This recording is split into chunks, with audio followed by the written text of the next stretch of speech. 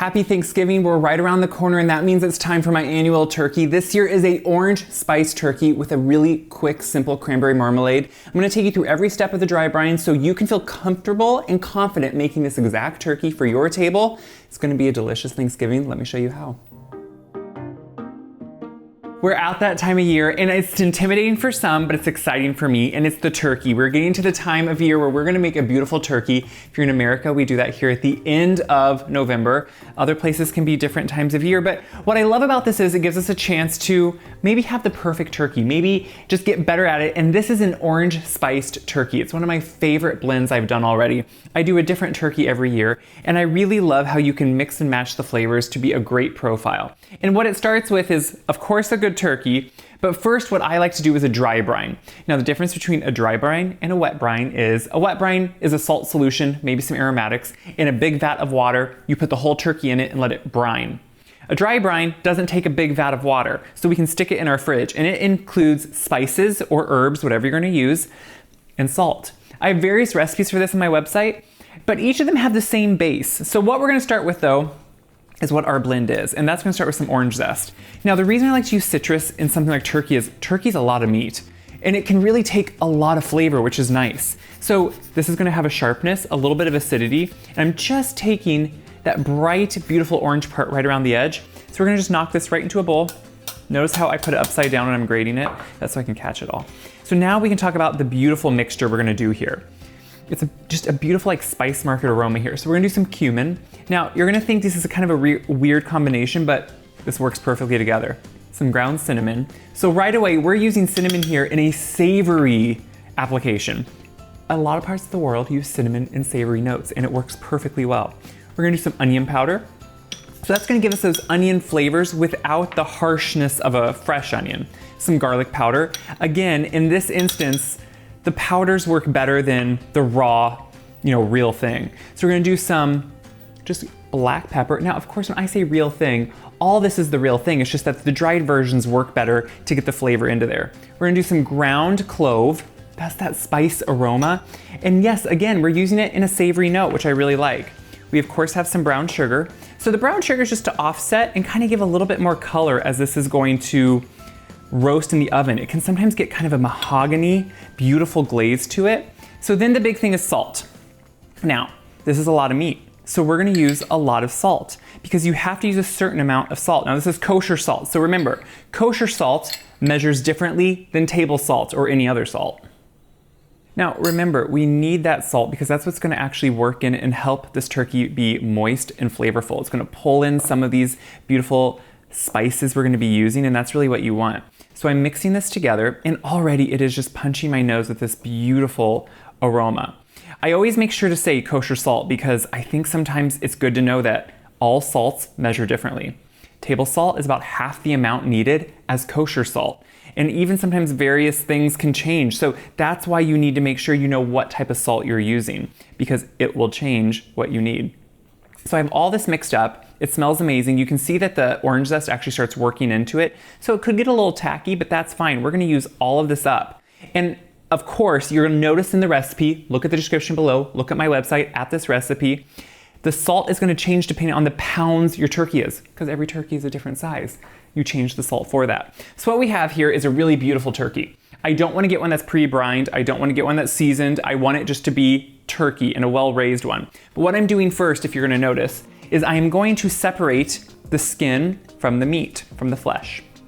What this does allows air in between. One, we can put our salt mixture right close to the meat to help that flavor and also help it get right in there. Two, it's gonna help the skin crisp even more because you want that crispy skin. So I'm just gonna finish working my hands all the way down into the legs if I can, see how I can get down there, and be careful not ripping the skin itself.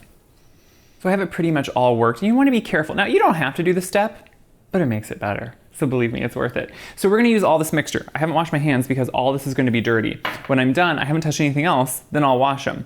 So what I wanna start by doing is slowly taking some of this mixture, working it here under the skin, and then just rubbing it around. It's a dry rub. That means we're gonna rub it everywhere we can. If I can get it down to that leg, I'm going to. And again, I'm being careful because if you rip the skin, you won't have as nice presentation, but also when it's roasting, it could dry out. You don't want that. So you can see I'm even going to go on this side where the neck was and take some of this. Now I'm gonna reserve some, of course, and put it on the back side, underneath. I'm gonna put some in the cavity, and then I will at the end rub it all over the skin too. So it's gonna take me here a little bit to rub it around, but then I'll show you what it looks like. Now we want to let it brine for 24 to 48 hours. You can do this up to 2 days ahead, which will really allow time for that salt and those spices to really start working. I personally like to leave it uncovered. Don't let anything touch in the fridge, but what happens is the air circulating in your fridge will start drying out that skin, just the skin, and will make it even crisper when it goes into the oven. If you want to wrap it, you totally can. It'll be a little bit more moist on that skin, and that's okay. But it will take out a little bit of that moisture in the fridge if you want to. It's just kind of an either or. So now I'm gonna let this brine in the refrigerator. It needs to stay cold, and then we're gonna roast it here the day of Thanksgiving. So this can be the next day or the next 2 days, because it can be up to 48 hours. But you can see the turkey looks not too much different, but what I will say is when I brought it out of the fridge, I did have moisture and liquid that was pooling around it. I dumped that off. That's very natural. You know, if you haven't worked with a turkey before or haven't roasted one, don't be scared of things like that. That's gonna happen, that's very normal. So what we have here is a well-brined bird, and that's what we want. So what we wanna do now is make sure it has a good roasting process, retains all that flavor and moisture, and maybe is even enhanced further. So to do that, I have some butter that's melting on the stove, and this is the beginning of our basting liquid. Basting liquid is just something that you can pour over the bird while it's roasting to add flavor, to keep that moistness in and add color too. So what I have is some butter, like I said. We have some fresh squeezed orange juice, because remember we put that orange zest in there? I want to bring that out even more. So I'm gonna put the orange juice in right with the butter. It's not gonna look like anything special. And it is a good amount of butter, but look how big our turkey is. Then we're gonna add some white wine, and really anything you like drinking is gonna be just fine. So we're gonna put in a little bit of white wine, because again, that's kind of a counterbalance to the sweetness of the orange juice. So I'm gonna let that melt, and with those in there, I wanna add my bay leaves. Now, you're probably thinking, bay leaves? Those don't add any flavor. We throw them in things, but they don't add flavor. So a lot of times now you can buy them in the fresh herb section, or I happen to have a plant that I bring in over the winter. And if you can get them fresh, see how pliable, fresh, bright green they are? They have so much more flavor and so much more smell. So I just kind of crush them in my hand before I throw them in. But these are gonna just let their essence of bay go right into this liquid as we're basting, which to me with the orange works so well. So I just wanna let this mix together. And while those are just soaking and kind of bringing out their essence, I have some of my cheesecloth here. Now, I started doing the cheesecloth method years ago, and then every so often don't do it, but I do like this method. What this does is protect the turkey while it's roasting, so it has more even browning, but it's good to soak it first in this basting liquid. So you can see I'm just gonna put it in here, which sounds very bizarre and very, you know, kind of like a lot of work or a lot of mess, but it's not. This is totally worth it. So I'm gonna let it sit in here a little bit while we get the turkey ready, and just so it soaks everything up, and then we'll just put it all together. For the turkey, I have my roasting pan, and you can see I have just a small rack in the bottom. Now, if you have a traditional turkey pan that has a big V rack, that's gonna be fine too. Now this one, since we dry brined it, since it's unique flavors, we're not going to put the traditional aromatics in the bottom that we'll make gravy with, because this will make a different flavored gravy with that orange, with those spices. So gravy we'll make separately, but what we do want to do is make sure we get the turkey set up correctly. So what I'm going to do is bring it over. Now I do want to show you what I did. You can see I put the wings down underneath. We have the breast side up. These wings, I just folded down underneath themselves so the tips don't burn, and that's how you get that correct presentation. They don't sit like that. You have to place them like that for it to look like you see in a picture, but it's also because it roasts more evenly. So once we have the bird set up like this, I have some twine. Now this is butcher's twine. You want to make sure it's not synthetic or something that will melt, but it's just natural. What I want to do is I want to truss it. So I bring it up above those wings, bring it underneath those two legs back here, and then I like to bring it and have it kind of encase them like that, and then come around and tight them. Now why do we do this? This seems like something you shouldn't have to do, but the reason you do this is, again, all these little steps we're doing help this roast evenly, and that's what you want. You want it to roast evenly, because when you bring it up together like this, you're bringing the legs in by the breast. They're going to protect the breast slightly, because the breast meat can really sometimes dry out. And you can see here it pulls in nicer, and the skin isn't like just pulling open. When it's all trussed up, this is when we can just put it together. Now, the big thing is always going to be, how long does it take to actually roast. So the old common thing is to say 15 minutes per pound. That can be true, but oftentimes that's not true. You have to start checking it a lot before that. So don't ever just go by exactly what it says. That's a good maybe marker to start with, but start checking it an hour and a half or more before you think it's going to be ready. Now what I want to do when I take this cheesecloth out, you can see it's hot. I do want to make sure I'm going to wring it out some, because this excess liquid down in here, that's our basting liquid. So I'm going to take this and just squeeze out some of that excess so we can have all that beautiful liquid as we're going to baste our bird. And now we can just open this up and lay it over. Now again, this is for protection. It makes sure it has even browning. And you can see it just encases the bird. Every 30 minutes, I'll be basting it. So that means I'll come in here with my baster and I will drench this cheesecloth. The cheesecloth will darken. Don't let that scare you. But what I do want to make sure is that the cheesecloth at the moment is covering pretty much all of that bird, which is what we want. So I'm going to put this right in the oven on the bottom rack because I don't want that breast to be too close to the heat up top. So on the bottom rack, I'm going to let it roast. We're going to baste, and it's going to be a beautiful bird. Doesn't look like much right now, does it? So I've been basting it every about 30 minutes, like I said. And the cheesecloth does. It gets burnt, it gets dark, but what it protects is the beautiful turkey underneath. So now we can just pull it up. I've had it, it's hot, but it's not too hot. Now you want to be careful usually just to make sure it's not sticking, but then look at that gorgeous glazed kind of mahogany color turkey underneath. Now I like a good roasted bird, meaning I want that color on it because color is flavor. Remember that, color is flavor. But now in the last few minutes, and it can be anywhere from 30 minutes to an hour in that last bit, I'm of course going to be checking it a lot with my instant read thermometer. You want to check it often because it can go quickly at the end when you don't think so, and check it at multiple places. And always remember, I like to take it out slightly before because you get residual heat when you take it out, and that's really when it finishes cooking. You'll get another, like, once it rests 10 to 15 minutes out of the oven, it will go up quite a few degrees. So remember that, you've carryover cooking. But in these last few minutes, I am going to put it back in the oven, uncovered, watch it closely. And this is my basting liquid, and this is when I just start using it up.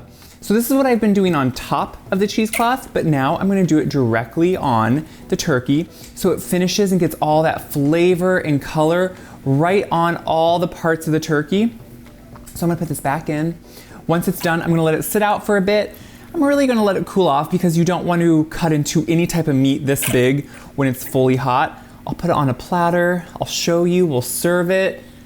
This is going to be a good Thanksgiving. The turkey is out now and it's resting, so you want that resting time. We're going to quick make a marmalade, a cranberry marmalade. I'm a firm believer in making your own cranberry sauce, marmalade, whatever you want to use.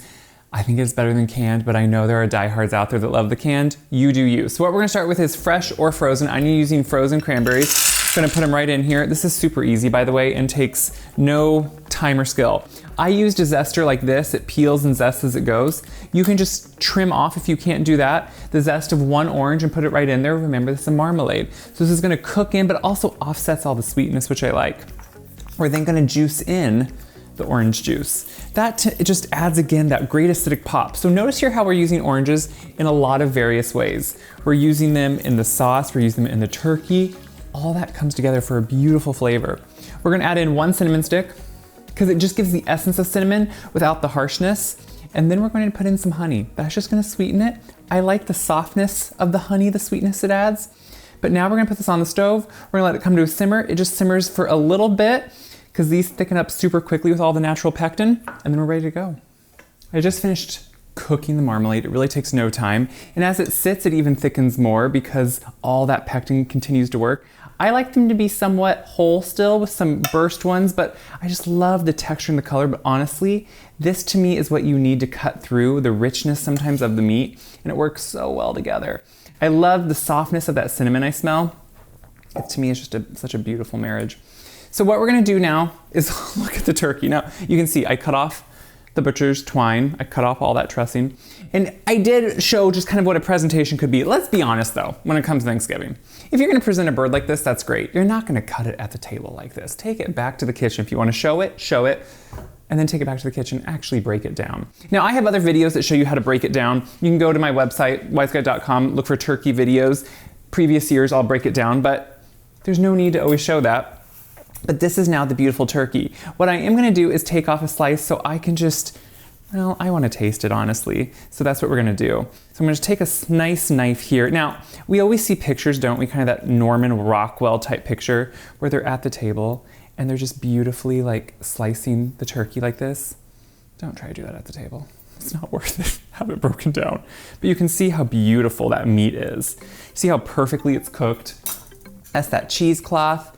It's moist, which is what we want. You can get the skin on if you want. Usually what I would do is take the whole breast off, then slice it into slices so everyone gets a little bit of the skin. I'm gonna put just a little bit of this marmalade on because I love that marmalade. And look at that beautiful color you get with it. That's one of my favorite things. You can also make the marmalade a day before if you want to. But look how I'm just cutting it with a fork. No need for a knife. Look how beautiful that is. Now, if you don't want skin, don't serve it with the skin. That's okay. It's whatever you want.